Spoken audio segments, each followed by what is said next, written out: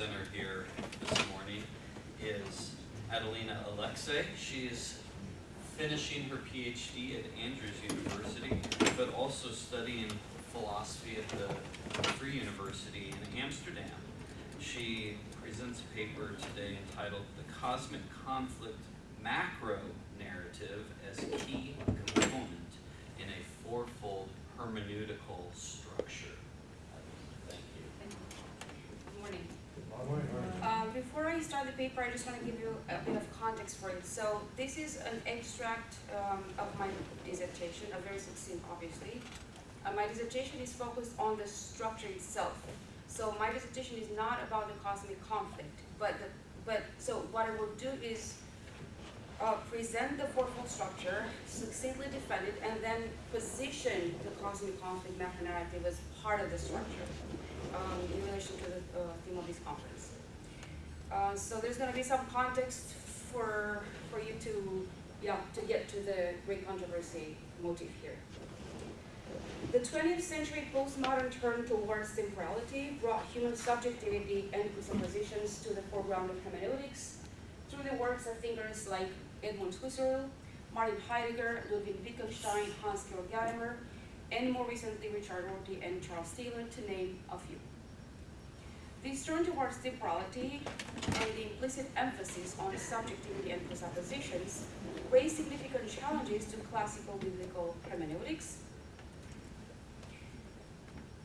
In other words, to be a temporal being is to be a historical being, and to be a historical being is to be a contextual being who cannot find an absolutely immutable meaning of the text due to the reader's background of intelligibility involved interpretation. The turn towards temporality has also led theologians such as Fernando Canale, Nicolas Wolgerstorff, R.T. Mullins, and John Peckham, to name a few, to engage the scripture with fresh questions and in consequence to describe God in some variety of temporal terms rather than in timeless terms. The biblical evidence for divine temporality can be grouped in three main parts. One, evidence from linguistic studies, which suggests that the terminology about time suggests succession and duration. Two, evidence from God's interaction with the human existence, and therefore post-human creation. And three, which is the part relevant for our topic today, evidence from God's interaction with other beings pre-human creation. This evidence arises from biblical data that points to a cosmic conflict macronarrative where God is involved in successive events and in the concept of Trinity as an eternal relationship. Thus, instead of portraying God as timeless and creation as temporal, the Bible shows that both humans and God are temporal. Humans are finitely temporal and God is infinitely temporal, or we may say eternally temporal. Time, therefore, does not begin at creation, as Plato states in Timaeus, and is popularized by Augustine and Origen. Rather, since time coincides with God's everlasting existence, time is more accurately described or understood as a quality of reality, eternal in God and finite in the created cosmos. The bottom line, this paragraph is really just a bit of, I'm anticipating some questions in your mind, so I want to alleviate that by inserting this paragraph. The bottom line of the debate on God's nature in relation to time appears to rest on the view of time as substance versus time as attribute. The substantival view of time, considered as an independent substance in which we exist, has deep roots in the ancient Greek philosophy. As Mullins explains, quote, on substantivalism, time is a set of space-time points that contains the rest of reality, end quote. Seen as an attribute, however, time enables the properties of a being to be manifested differently based on the nature of that being. Therefore, on an attributive view of time, the issue of divine limitation is greatly mitigated, since the temporal God is not contained in time, but rather possesses a quality of temporality. In short, understood as an attribute, time does not define or contain or constrain God, but rather God defines his own time. In this regard, therefore, I concur with Fernando Canale that time is a quality of being rather than a substance. It is essential to reiterate here that the view of God as temporal derives largely from the cosmic conflict macronarrative of the Bible. So far, I have outlined two major consequences of the postmodern turn towards temporality. One, humans are temporal. Two, God is temporal. How do these advances in anthropology and divinity inform our present engagement with hermeneutics? I suggest that a fourfold hermeneutical structure enables us to integrate these advances in a way that moves us beyond the subjectivity-objectivity debate and towards a more holistic hermeneutics. This fourfold hermeneutical structure builds on the micro, meso, and macro hermeneutical scheme persuasively articulated by Fernando Canale, but adds a fourth layer to this structure. Thus, it consists of microhermeneutics, mesohermeneutics, macrohermeneutics, and metahermeneutics, where each layer has a unique yet interdependent functionality as outlined below. Microhermeneutics refers to the close analysis of a pericope and includes, but is not limited to, historical, grammatical, and literary analysis of a verse or passage. Generally speaking, methodologies that deal with the close reading of the text fall under this hermeneutical layer. Mesohermeneutics goes beyond focusing on a pericope to drawing connections between various passages, assuming the theological unity of the Bible. Thus, mesohermeneutics captures what has traditionally been practiced as biblical and or systematic theology, the study of biblical themes and doctrines within a Bible book or across the scriptures. Macrohermeneutics provides us with two biblical narrative systems internally harmonious and attuned to each other: the creation, fall, salvation macronarrative, and the cosmic sin conflict macronarrative. The creation, fall, salvation is a macronarrative relatively clear in the trajectory of the Bible, based on the progression of ideas in the flow of Scripture, from Genesis, where we see creation, fall, and anticipated salvation, to the Gospels, where we see evidence for secured salvation, and concluding with Revelation, which indicates a complete eradication of sin and the cosmic restoration of sinlessness. The cosmic sin conflict macronarrative of the Bible gives us insight into the broader story of sin, from entering God's cosmos to infecting God's cosmos, and eventually being purged from God's cosmos. Within the macrohermeneutical layer, the cosmic sin conflict narrative gives us a broader perspective through which we can interpret the creation, fall, salvation narrative. The two macronarratives of the Bible, therefore, are built on the same biblical data and stand in harmony with each other.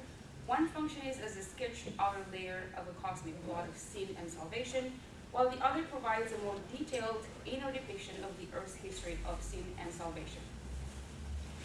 The macrohermeneutical layer that I propose is assumed by Canale as part of mesohermeneutics. However, I suggest that the totality of the Bible provides this dual macronarrative that should function as a separate lens through which we interpret the micro, meso, and meta level.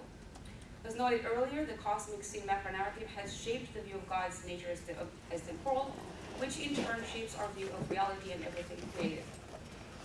So the separation of this layer creates a fourfold structure and thus departs in some way from Canale's threefold structure. Metahermeneutics is the sum of our presuppositions, which forms our background knowledge about anything within the scope of human knowledge. As such, it functions as a backdrop of intelligibility and as an all-encompassing lens through which we interpret everything. Metahermeneutics, therefore, is an indispensable component in interpretation and is located within human rationality, even while being shaped through engagement of many external avenues of knowledge. Thus, metahermeneutics is a privilege and responsibility of an embodied and embedded human being who operates with agency from within human rationality.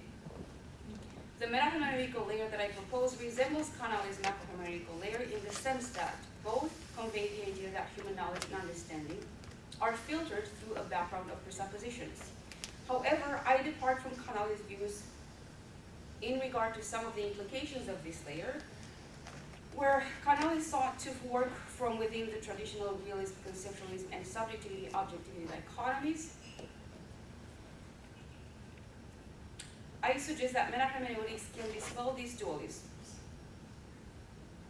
The fourfold hermeneutical structure that I propose, therefore, has three main advantages over a threefold hermeneutical structure. One, it enables the articulation of a dual macronarrative of sin and salvation with great functionality as a reference point in biblical interpretation for all three other layers. Two, it brings metahermeneutics into dialogue with the micro, meso, and macro as an interdependent component in hermeneutics. And three, it probes deeper into the implications of metahermeneutics and shows that metahermeneutics can dispel the realist, conceptualism, and subjectivity-objectivity dichotomy, still ingrained in biblical hermeneutics. Point 3 is not central to this paper, but in short, just for your curiosity, I argue that these dichotomies arise from the timelessness temporal dichotomy. On an attributive view of time, God has a quality of time and shares it with all reality in different measures which correspond to different purposes.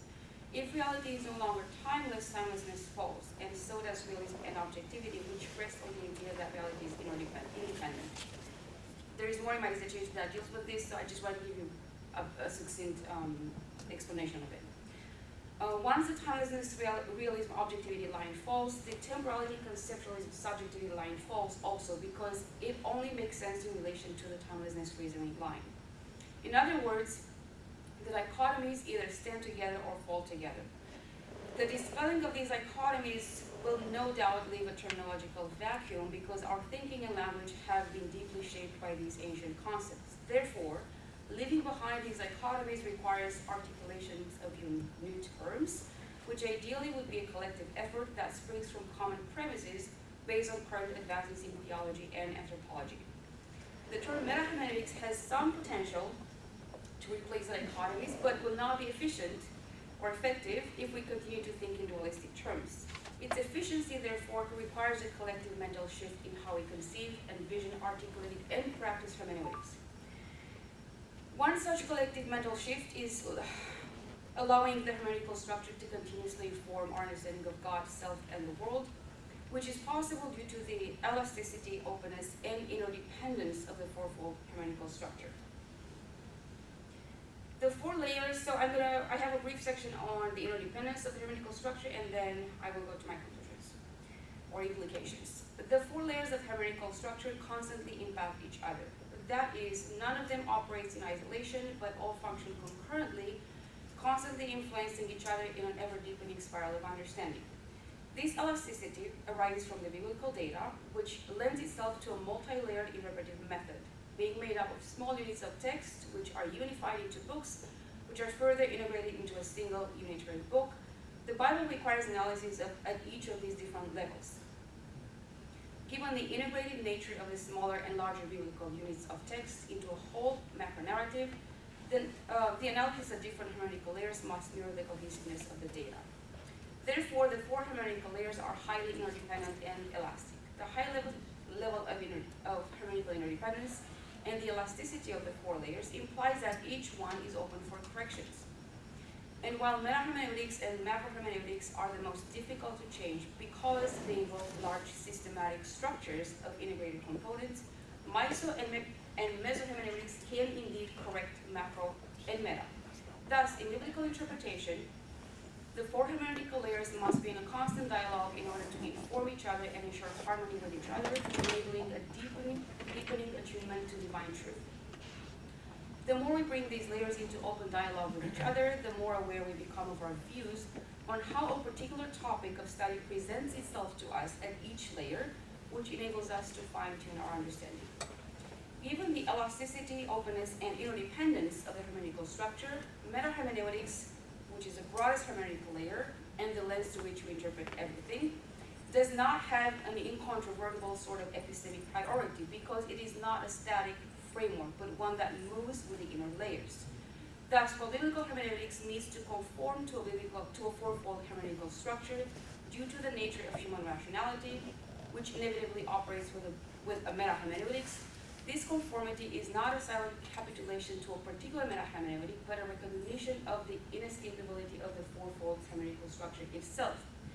Through this recognition, biblical hermeneutics activates a mutually informing dialogue of the 4 layers, all of which adapt to new data and to each other as we experience life in constant attunement to a dynamic reality through progressive understanding.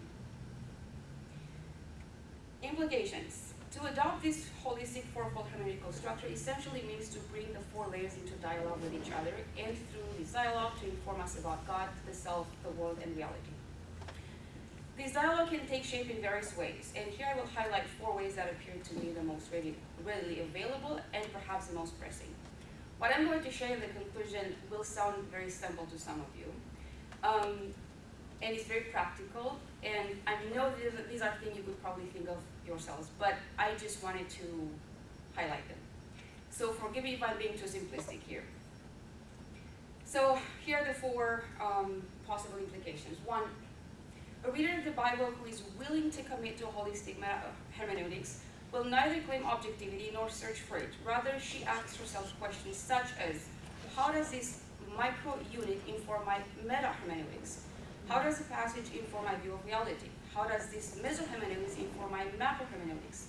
In other words, how do several passages that address a common theme inform my view of the earthly sin and salvation macronarrative, or of the cosmic conflict macronarrative? How does this in turn deepen my view of reality, God, self, and the world? How does this deeper view of God then inform my reading of a small passage?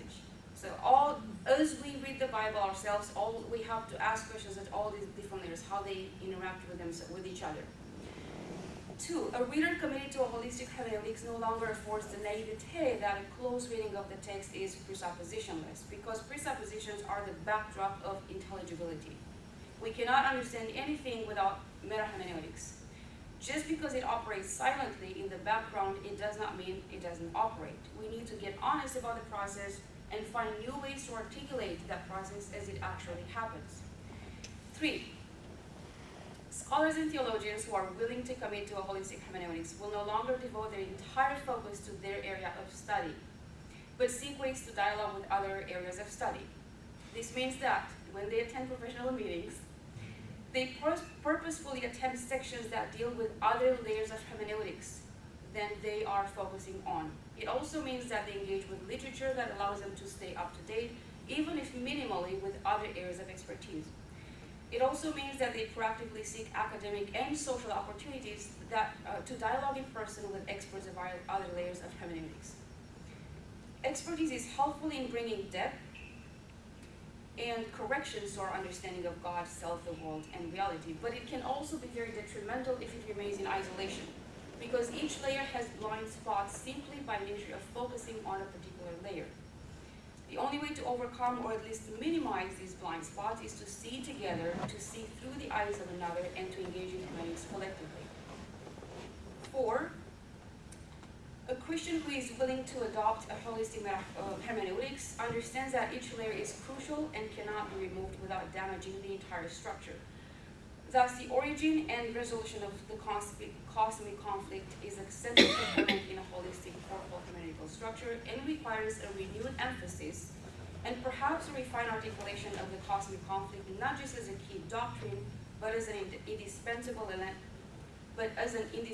lens in biblical interpretation. Thank you. And I apologize that I wasn't able to look at you at all. My font is super small, and I'm not doing this next time. But this is what I had.